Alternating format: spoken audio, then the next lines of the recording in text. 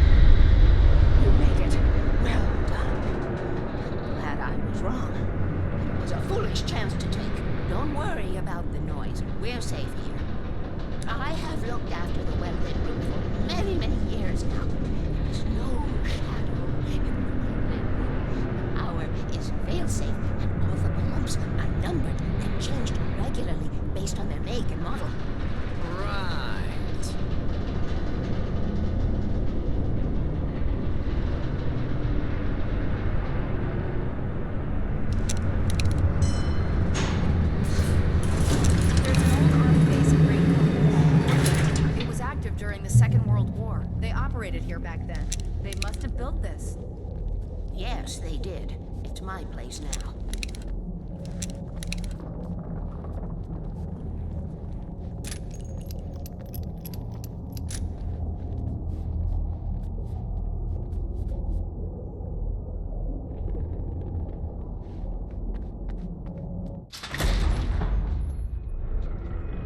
Take it, and I won't need to worry about the room anymore, because 6 and 33 and 118 need changing soon, and I don't want to climb up the ladder to change them because it's very late, and I'm tired. And if you take it, I won't have to do that anymore. The page was autobiographical, a memory from my childhood. But I didn't write this. It was a page written by Thomas Zane. None of them were supposed to exist anymore. Alan, 7 years old, would fight sleep to the bitter end.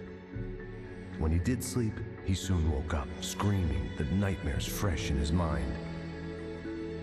One evening, his mother, sitting by his bed, offered him an old light switch. She called it the clicker, and flicking the switch would turn on a magical light that would drive the beast away. To imbue the talisman with all possible power, she added that it had been given to her by Alan's father. Alan never knew him, and anything of his took on mythical proportions in his mind.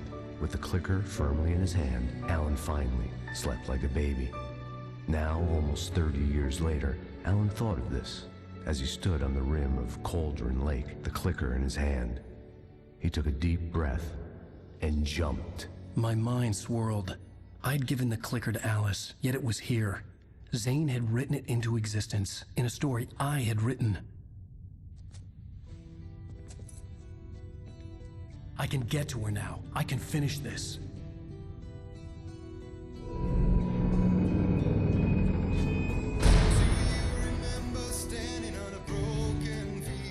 Previously on Alan Wake, I wrote a horror story that has come true. Thomas Zane did the same in the 70s. You will go no further. If I continue like the Dark Presence wants me to, the story I'm writing won't save Alice. It's a horror story. No one will survive. You knew Zane! Thomas Zane! You're the Lady of the Light in the song! He left something behind to help me. The clicker. Alan thought of this as he stood on the rim of Cauldron Lake, the clicker in his hand. He took a deep breath and jumped. I can get to her now. I can finish this.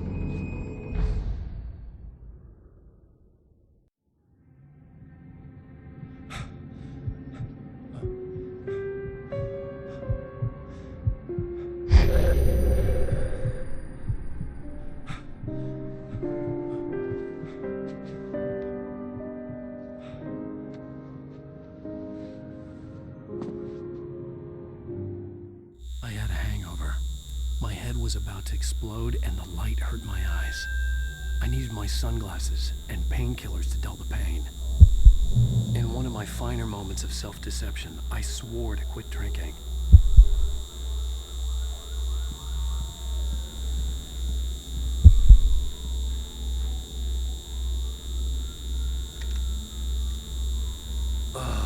The sunglasses made the world look bearable. Now I could keep my eyes open without feeling like a vampire in the sun. I wasn't sure I'd make it out there without some painkillers.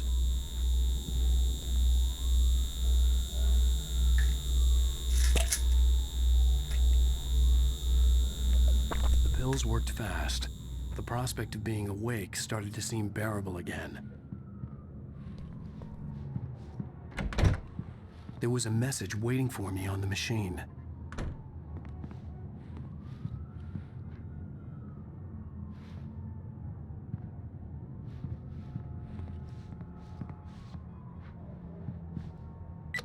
You have one new message. Ow! Are you still asleep? Wakey, wakey! You should have your show on your TiVo. If Alice wasn't too mad to record it. She called me earlier and really chewed me out. Yeah, we went a little overboard last night.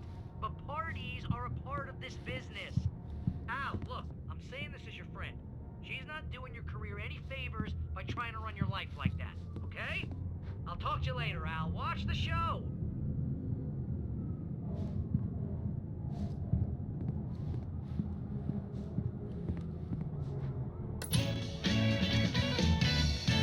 Ladies and gentlemen, welcome back to the Harry Gallic Show.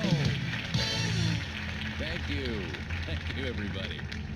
We have a great show tonight. I've been talking with the best-selling author Alan Wake about his new book, The Sudden Stop. Yeah, good read. Go buy it. No, it is a good read. Look, I'm gonna be honest here. Is that wise? No, but I'm gonna do it anyway. I got people who give me the lowdown on books. I'm a busy guy. But this one, I actually read from cover to cover. I mean, I'm a big fan. Wow, thanks. Now, this might be a spoiler for those who haven't read the book yet.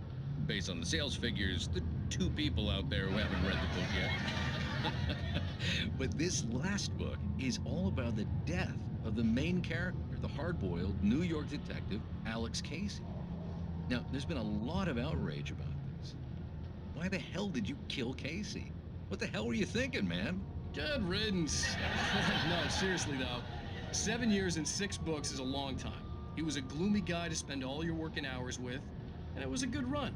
But it's time to explore new things. My next book will be a departure from the old for me. You selfish bastard, always thinking of yourself. Well, you've certainly given us a lot of entertainment over the years. And now that you mention it, Casey was a gloomy guy. Never had much luck with his love life with the ladies. Was that autobiographical in any way? Yeah, no kidding. Casey's lady friends tended to die on him. With Casey, it was all about his pain. No, nothing autobiographical about that. I'm a happily married man. My wife is my muse. Well, congratulations. That's great to hear. So, how's the publicity tour been treating you? Good, great. But I gotta say, I'm glad to be back home in New York. Well, you've certainly been on the news a lot lately. Lots of parties and, you got into a fight with some paparazzi. Oh, man. Well, that guy was really in my face. I lost my temper. I know that wasn't cool. You are famous for that temper. Well, I did also write several books. Well, your latest novel is called The Sudden Stop, and it's in bookstores now. Go get it. That means the 2 of you out there who haven't bought it yet. Ladies and gentlemen, that's all we have for you tonight. I want to thank all our guests for the evening. Alan Wake, Sam Lake. Once more, do the face for a Sam. And our musical guests, Poets of the Fall. Thank you. At least I'd been funny. I told myself I could live with that. Hey, honey. Did you watch the show? I didn't say anything stupid if that's what you want to know. Okay, Grumpy. You want an aspirin or something? Are you going to start with me about drinking now? You know what? I should have followed Go her back to sleep, advice, Alan. but suddenly I was angry. What? Now you can't even talk to me? Well, this morning I was angry because you said you'd be home at midnight and you showed up at 7 a.m. and passed out in mid-sentence. Now I'm over it. Are you angry? This goddamn tour. It's gotten out of hand. Oh, honey. It's almost over, right? We can get back to normal. Then you can start writing again. I'm sorry, honey. Alan, you're not thinking straight. Just take a shower and go back to bed, huh? Yeah, you're right, honey. I'm sorry. Once this is over, let's go away together. A vacation. Just you and me. Some peace and quiet.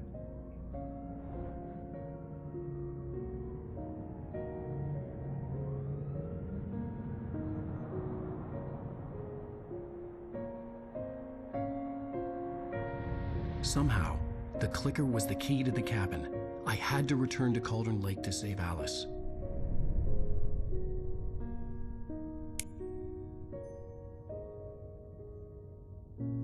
I'm going back to the lake to finish this. I'm going to write an ending to the story in the manuscript on my own terms, to make it all right. Why can't you just write it here? The last page is still in the typewriter. I need to read it first. Everything needs to be just right. Zane tried to cut some corners, and it didn't end well. Okay, ready when you are. I'm sorry, Sarah, but I need to do this alone. Barry, take her gun.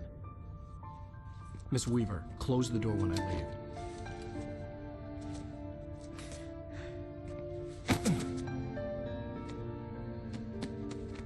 Good luck, Al. See you later.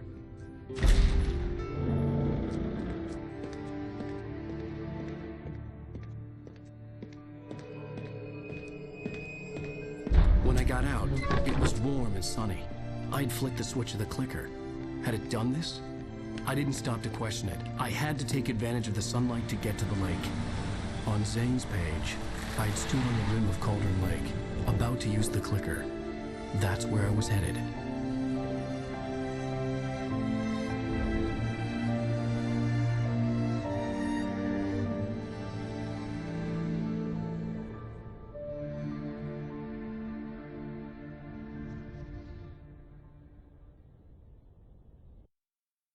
Alone, in daylight, surrounded by the beauty of the Pacific Northwest landscape, it was hard not to let doubt creep in one last time. I could still chalk everything up to a dream, a delusion. I had enough imagination to make up something like this, having been in the cabin all this time, trapped in a story inside my head, gone mad from grief over Alice's death like Hartman had claimed. There would be no way of knowing. I told myself it didn't really matter. My course was set.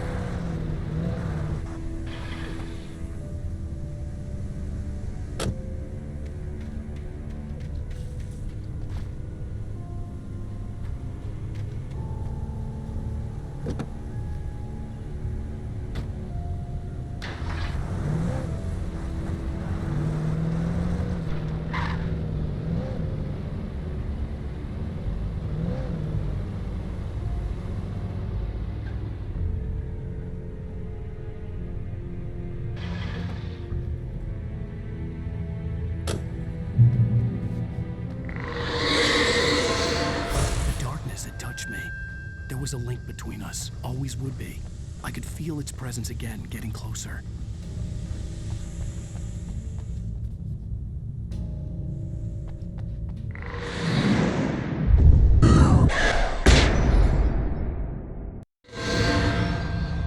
I will kill your wife.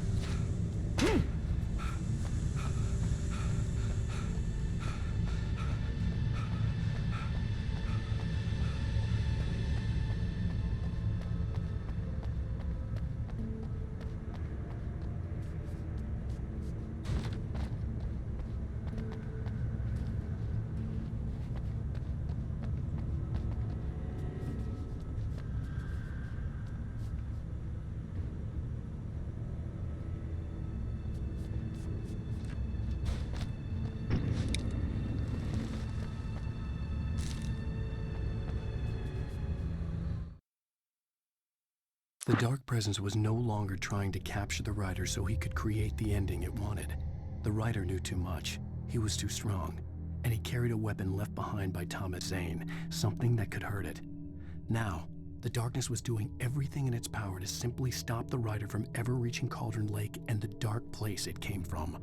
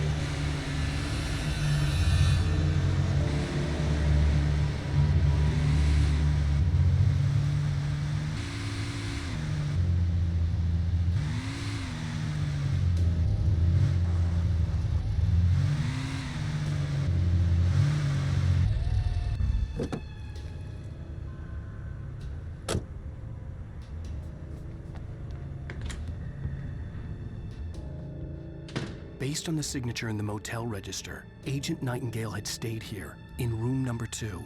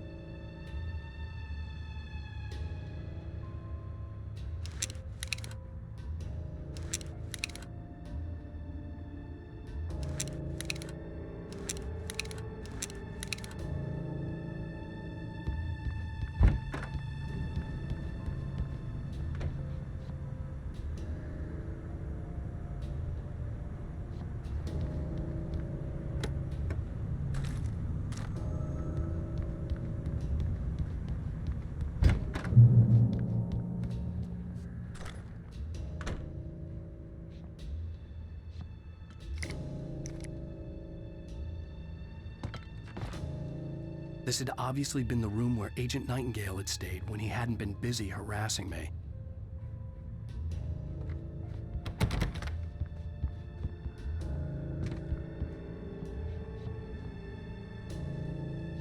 Look after yourself and your co-workers.